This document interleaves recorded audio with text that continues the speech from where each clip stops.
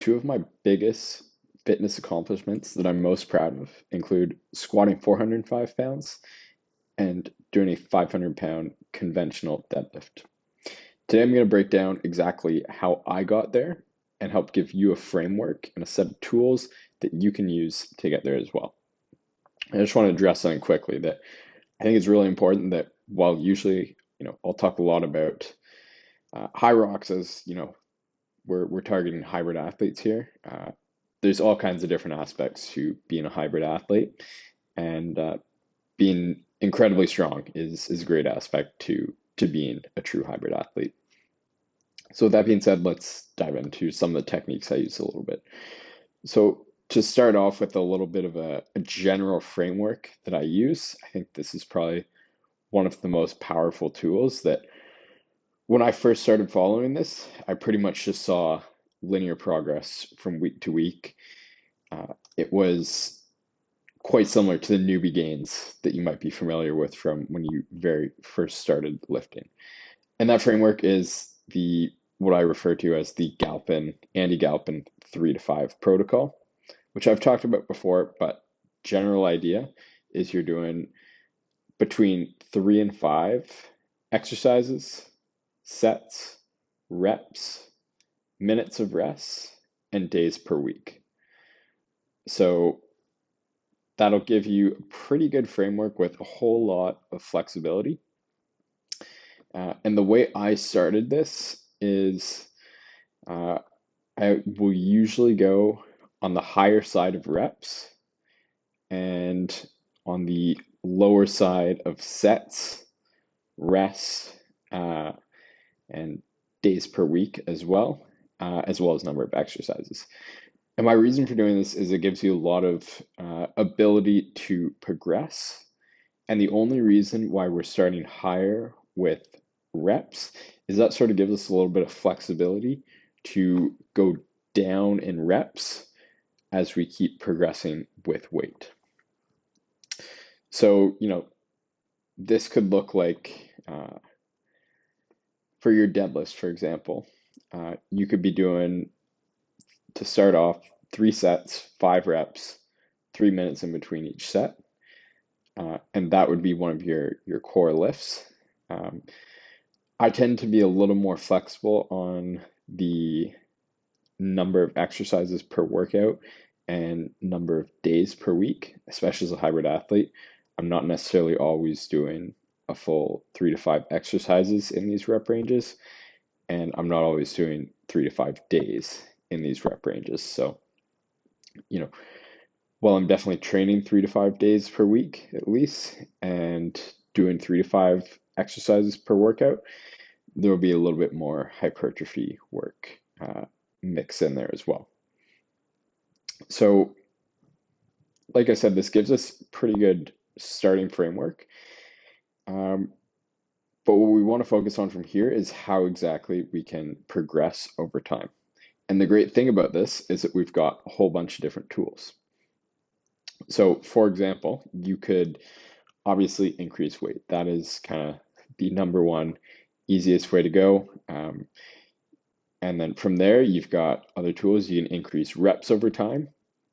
You can increase total volume. So, doing more sets, you can increase the frequency, doing it more times per week. There's lots of different ways you can combine multiple.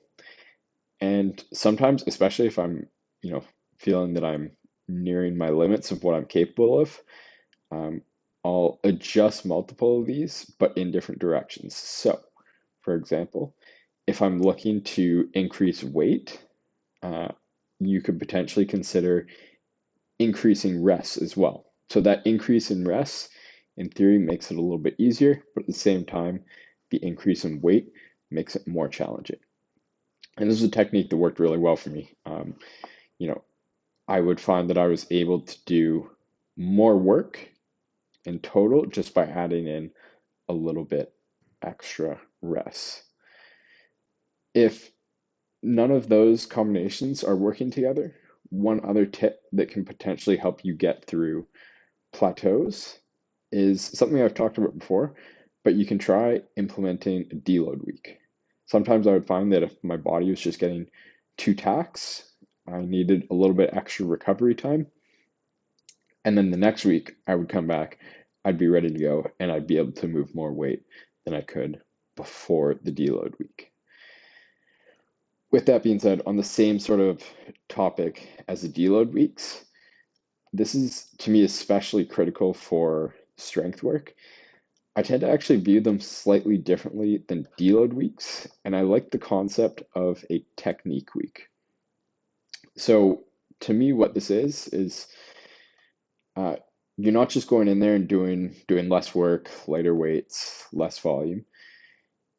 We are still doing that, but we're very intentional that we are in there to work on our technique, which of course is one of the training adaptations that we're looking for. And as we improve technique, we can absolutely increase our ability to lift more weight, which is, of course, the end goal here.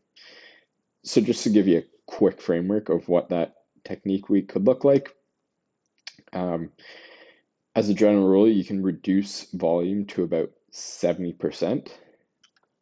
I will personally decrease the weight on some of my exercises. It really depends on what it is.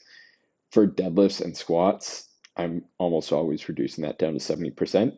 But the research generally does say that you can keep the intensity fairly constant, but you'll want to be reducing the overall volume at a minimum.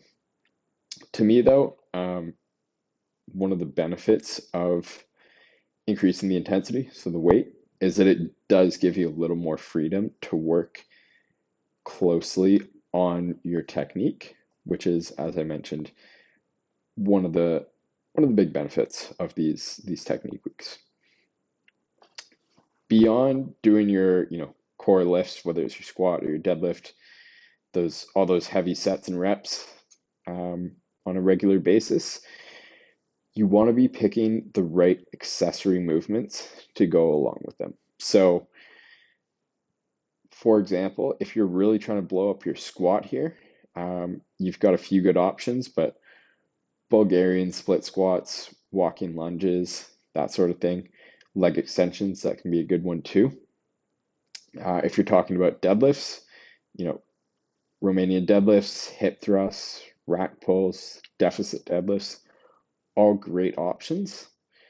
Um, and if your main goal is strength here, I would strongly encourage you to experiment with doing uh, the same, include that in your 3 to 5 protocol. Don't just start hammering out hypertrophy sets.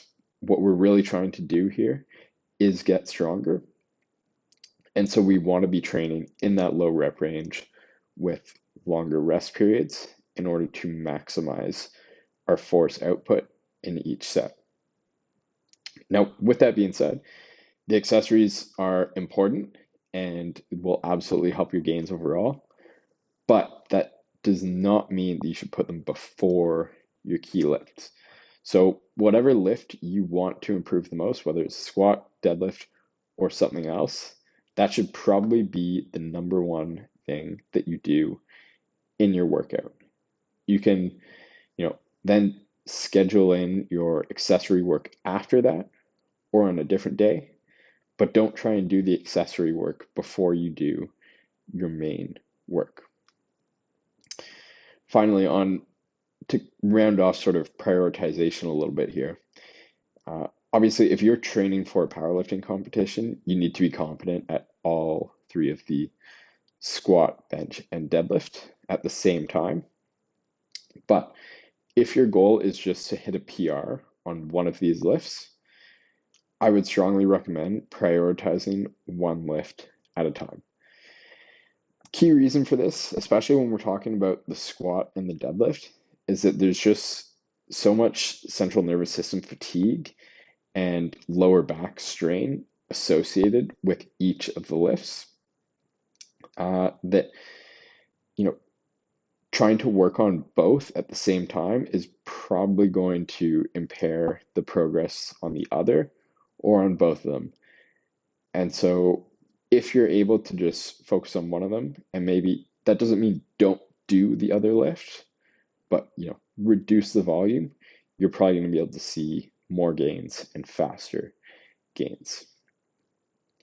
Another general tip here is related to body weight. So one of the things that helped me the most is throughout this time when I started, really training deadlifts and starting to do a lot of heavy squats.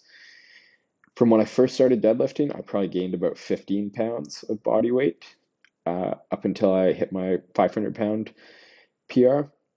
And for squats, between when I first started really trying to squat heavy and when I hit 405, it was probably even more than that. I think I definitely started the deadlifts later on. So the squats, it was probably 20, 25 pounds at least.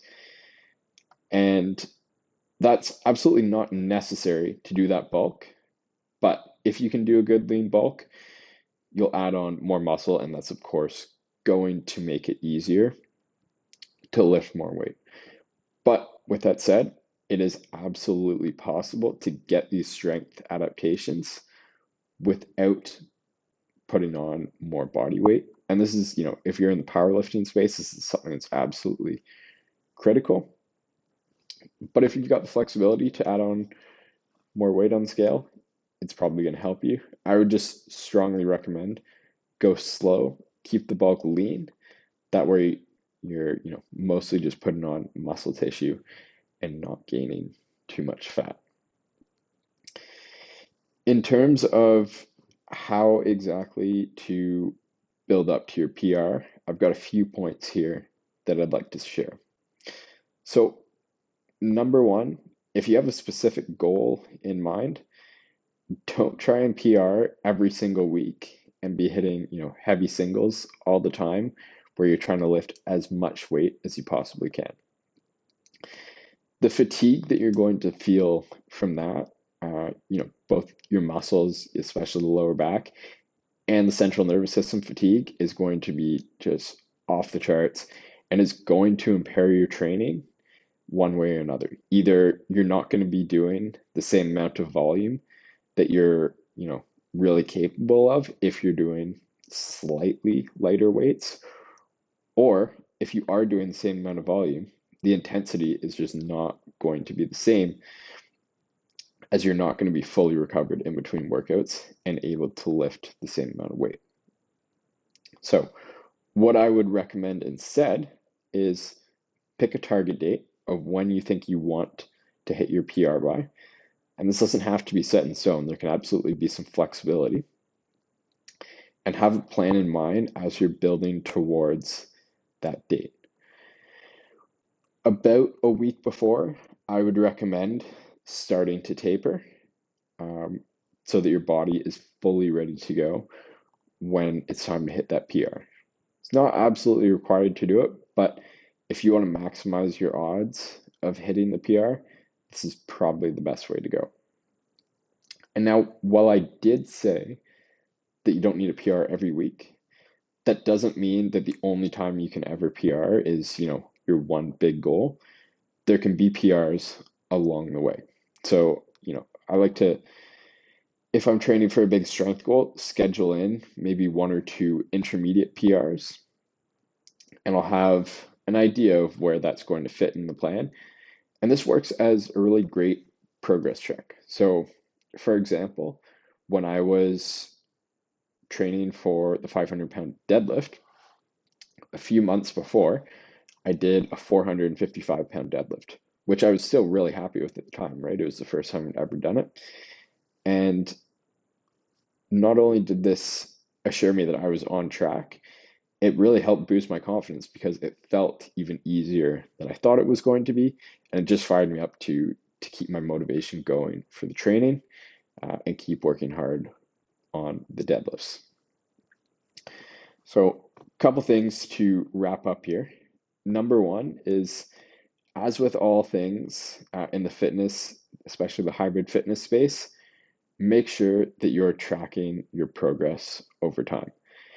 If you're not tracking your progress, how do you know that you're getting better or that you're actually on track to hit your PR?